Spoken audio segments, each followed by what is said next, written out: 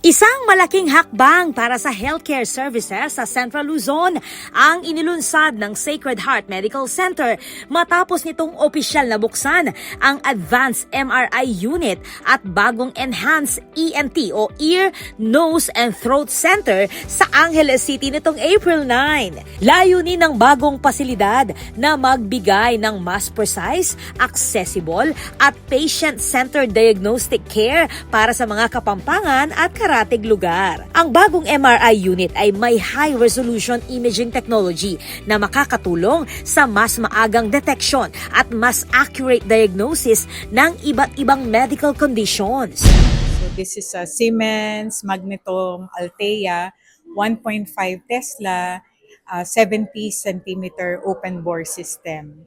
So this will give us high quality ng image, especially for evaluating soft tissue abnormality or like tumors, any other lesions from head to toe. Samantala, pinalawak din ang ENT Center upang mas mapalawak ang gamutan, breathing issues at iba pang sakit na may kaugnayan sa ulo at leeg. So, kung napapansin nyo, papunta po talaga kami doon, no? So, hindi lang po kami like, pupunta kayo dito dahil may sakit kayo.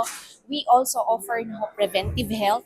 So, kasi yung MRI is very good also in screening, no? We recently launched our cancer screening packages already, as you know. So, this is also another step up, no? Doon sa aming list of services.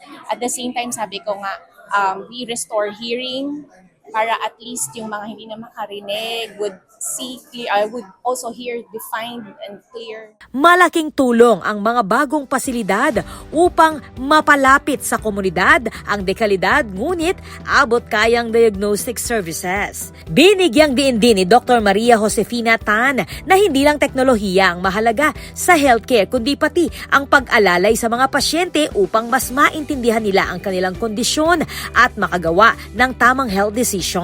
Dinisenyo rin ang parehong facilities para sa mas komportable at mas maayos na patient experience mula diagnosis hanggang treatment. Patuloy namang pinagtitibay ng Sacred Heart Medical Center ang layunin nitong iangat ang kalidad ng serbisyong medikal habang nananatiling nakatuon sa malasakit at community care sa ilalim ng kanilang kampanyang Alagang Galing sa Puso. Ako po, Patricia Mamangon para King News Force Pampanga, Balitang Tutuking Balen Susuyo.